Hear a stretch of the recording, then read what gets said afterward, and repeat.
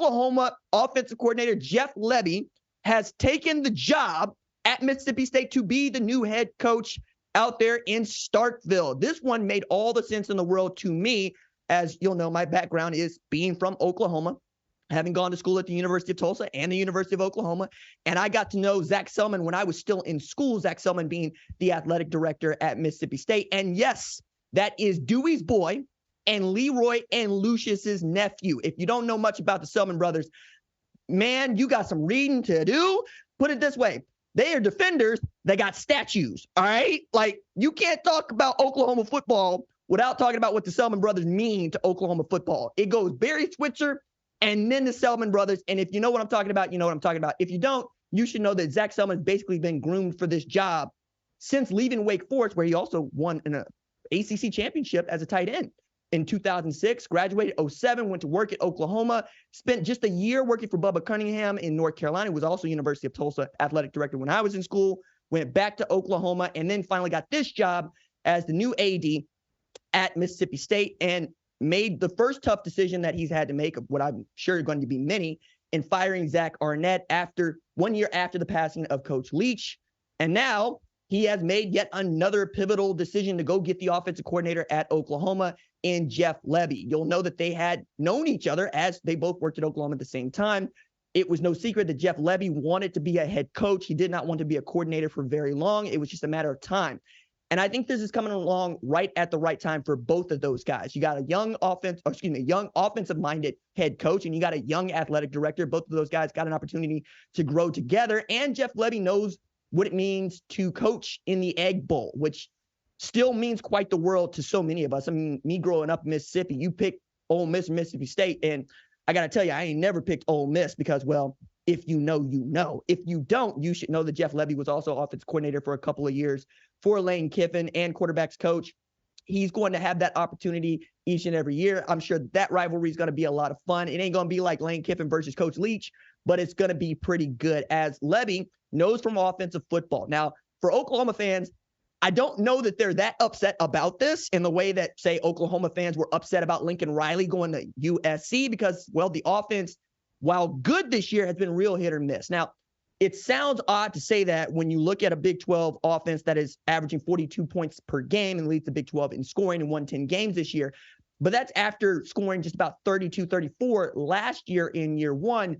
But there were days when we were looking at Oklahoma playing offensive football and going, what is the play caller doing? And then there are other days like Texas Christian, where he puts up 69 in the final Big 12 game for Oklahoma. I think most people are excited for Lebby to get his head coaching experience. I also think this is an opportunity for Lebby to put the band back together. He had Art Briles on the sideline at Oklahoma. I dare say he'll have Art Briles on the sideline in Starkville. And maybe he looks over at Texas Christian, goes to Kendall Briles and says, hey, brother-in-law, would you like to come on down? Or maybe he looks at Phil Montgomery at Auburn and says, hey, would you like to come on down? Let's put the band back together. Let's see if we can't turn Mississippi State into the SEC's version of Baylor. And, you know, I wouldn't put it past him to be able to do just that. I think it's a good hire for Selman. I'm sure that he got his blessing from Joe Constiglione, who's a legend in the game and has been around Oklahoma football for as long as most people can remember, going back to 1998.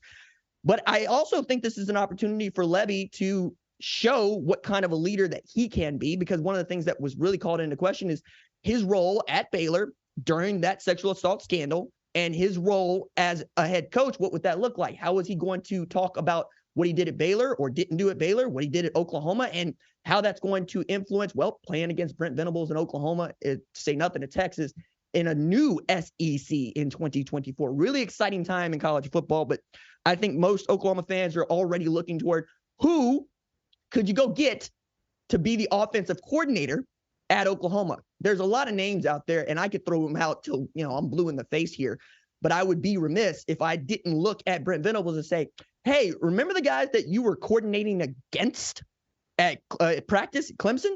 Maybe you want to go take a look at a Brandon Streeter, right? Maybe you want to take a look at, well, I'm not going to say that other name because it's a little too close. But I think Brent Venables is going to do a really good job of picking out the offensive coordinator, and I think Oklahoma is going to be in a really good spot. The last thing to take into account here is that Jackson Arnold's dad was – shout out to OU Daily, first of all.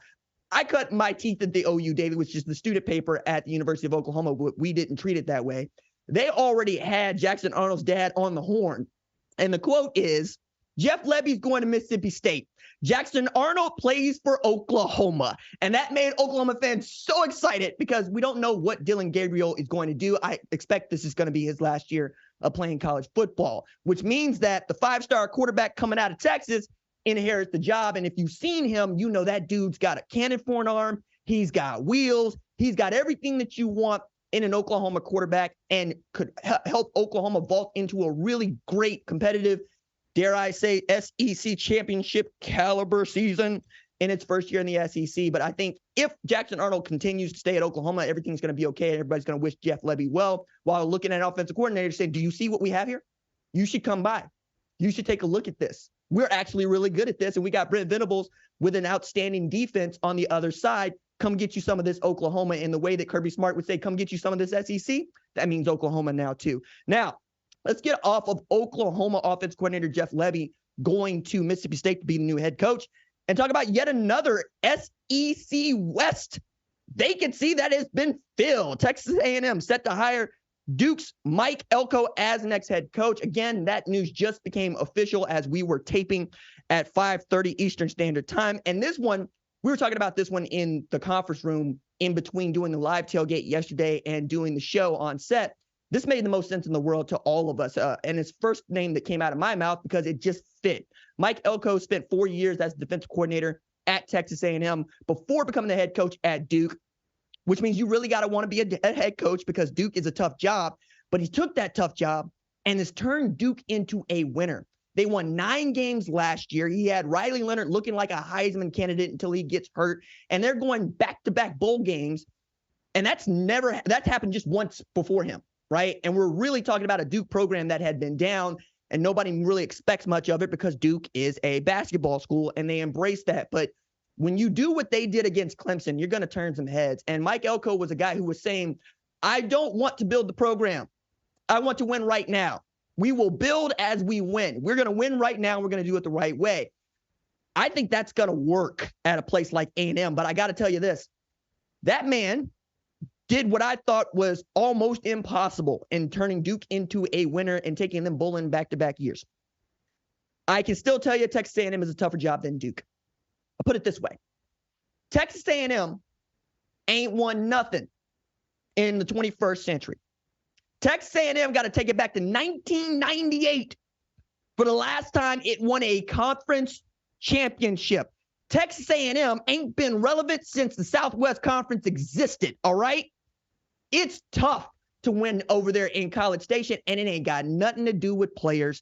You'll know, like I know, they signed one of the greatest classes of all time just a couple years ago and got diddly squat for it. Talking about 7-5 with that roster, with those recruits, with a national title winning head coach that they were paying everything to get in the door and paying everything to kick him out so that they could go get a Mike Elko to lead them. Now, we're hearing all this talk about Texas A&M really tightening its purse strings, saying we're looking around, seeing other people don't spend as much money as we do, trying to be good, and they're better than us. What if we decided to not give out as many of those resources as we have in the past, really pull back the private jets being taken on the weekends so that my staffers cannot go recruit on the private jet? Maybe we're also not going to pay that guy $80 million to go away. Maybe we're going to build that into the buyout, say it's going to be a little bit less. But I also think that Mike Elko is going to have to train that booster program. That's why it's a tough job. You're going to have to train fans on what it means to be a winning football program because unlike NFL teams, you got to deal with all us when you are the head coach at one of the blue blood, pristine universities in our sport. As a matter of fact, I credit Bob Stoops with this one. I think he picked it up with Barry Switzer, but it was, look, we got 3 million head coaches in the state of Oklahoma, but only one getting paid to do it. That's how it is at A&M. Everybody got an opinion about what you should be doing. Everybody's Buddy Garrett in Friday Night Lights going, hey, I got some fellas in here that want to talk to you and they don't want to visit. Hey, they want to talk about what your scheme is. How you getting after them? Why are we running this play? Why is it this quarterback here? Why aren't we recruiting in this way? How come Alabama still kicks us? Like, you're going to deal with that if you're Elko. I think he's got thick skin, though. I think he's going to be able to deal with this. And I think him having been defensive coordinator and done well there as defensive coordinator is going to go a long way. And we all know from Mike Elko coaching defense at Notre Dame and, of course, A&M, but also at Duke. Again, 16-9 at Duke. If you go 16-9 at A&M, they're probably going to fire you, right? Whereas at Duke, they're trying to extend you. They're trying to keep you. I just think that what they want right now is to compete for championships, and they're not close. They're not close. And that feels wild to say because not 2012. We're talking about just 11 years ago, a Heisman winner, an SEC Coach of the Year. You beat Bama.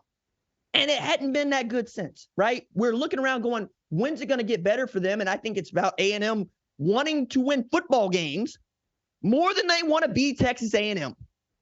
I say this often, but Aggie fans on something different. Whatever it is that, the rest of us are smoking when we think that we're going to win a national championship, they're smoking something way more powerful, okay? Because I didn't even fix my mouth to say Oklahoma was going to win a national championship in 2023, but they started 7-0. A&M is looking at hiring Bobby Petrino, Connor Weigman at quarterback, Evan Stewart at wideout going, yeah, we can win it. We can beat Georgia in an SEC championship game. I'm sorry, what? And then they had to deal with the timeline of this thing is they're really coming to understand how we view them. And they're having to deal with that because you'll know that there were folks that thought Mark Stoops was going to take this job as head coach, at being head coach of Kentucky. He has since re-upped to Kentucky. They're very happy to have him, especially after beating Louisville, a top 10 team, for a fifth straight time in a rivalry game. But I checked the A&M message boards late last night and early this morning, and they will tell you the same story. How could this man turn down Texas A&M? Hey, dog, maybe at Kentucky they treat you a little bit better than y'all have treated your head coaches in recent memory. And anybody that's got $80 million in the couch cushions to tell Jimbo Fisher to go kick rocks is not somebody I want to do business with because I'm not doing business with you. The conversation is, RJ, do you know how much money you get paid to do these jobs? I'm going, I don't know, dog. There's only so much money I can get paid before my quality of life is more important than the money I am making. And I say this about everybody. There is a threshold for which you will get paid and be happy.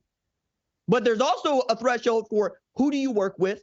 How is it to work with them? How long have you been working at that company? What kind of creature comforts come with this? These are all things that you take on as an adult. Teenagers, ne'er-do-wells, fans that really don't understand, people that don't pay their mortgages. Those are the people who look at the money and go, you know what? I could do anything for that amount of money. No, you can't.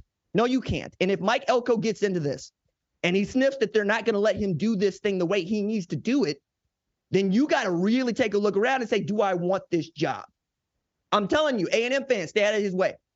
I think you got a good football coach. I think that you should feel privileged to have a great football coach, one that is defensive minded, is going to go probably hire you a really great offensive coordinator that's going to make you happy.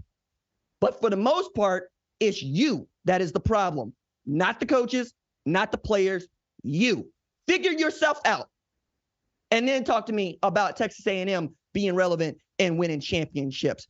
Another head coaching vacancy was filled, but this one in the Big Ten. We learned late after the Oregon State rivalry game was played that Michigan State had hired Oregon State's Jonathan Smith as the next head coach at Michigan State. And this is a great hire, I think, for Michigan State. It is a coach that we all respect and who knows how it feels and how hard it is to dig out of the bottom and make your program relevant, make your program into a top 25 program. Dare I say, number 11 when they were playing the last game of the season. That felt really just impossible even 5 years ago for Oregon State. But that's who Jonathan Smith has turned out to be. He took over the program that had lost 3 times as many games as it won in the previous 4 years, just 12-36. And in the last 6 years, they've gone 34-35 and 25-13 in the past 3 years. Jonathan Smith, who felt like a guy that could have been an Oregon State lifer as he played quarterback over there for Mike Riley, whom I love, who, if you are in football, you just genuinely enjoy. But Jonathan Smith has that same sort of demeanor. You like that guy. He wants to like you. He does not put on airs. And I think at a place like East Lansing, where they kind of been on edge here for over a year, where they're used to having a Tom Izzo to really look at and say, man, that's the kind of guy that I want leading my basketball program. They would like to have that feeling in their football coach. I don't know that Mel Tucker was that guy, even when he was winning 11 games. I think Jonathan Smith's going to come in. He's going to probably clean house, and he's going to slowly build this thing, but it's going to be tough in East Lansing because that job has never been easy, which is why when Mark D'Antonio was having it rolling, that I felt like that was one of the best coaching jobs that I'd seen in some recent memory. But now you're adding USC, you're adding Washington, you're adding Oregon, you're adding UCLA to an already really stout conference. So I think there's some work to be done. It's not going to be overnight, but I think Michigan State is going to have to learn. Yeah, we're going to have to wait once again. We're going to have to let Jonathan Smith build this the way that he knows how. And if you let him, I think you're going to be consistently winning football games. You're going to get the bowl eligibility again, and you're going to, once in a while, challenge Ohio State, Michigan, and then we get to talk about you being the kind of team that once again can compete for a college football playoff spot. And by the way, that's going to get relatively easier next year when we go from 4 teams to 12 teams. I think it's a great hire for Michigan State. Very happy to see that they got this done with Oregon State. It also Oregon State with Jonathan Smith, but they did get it done with Oregon State because it was a $3 million buyout, which is paltry when we're really thinking about what these buyouts out. Do you know that Gus Malzahn got paid $21 million to go away? That Jimbo Fisher got paid $76 million to go away. If you like what you've seen, consider subscribing to the #1 college football show on YouTube, the Fox Sports app, or wherever you get your podcast.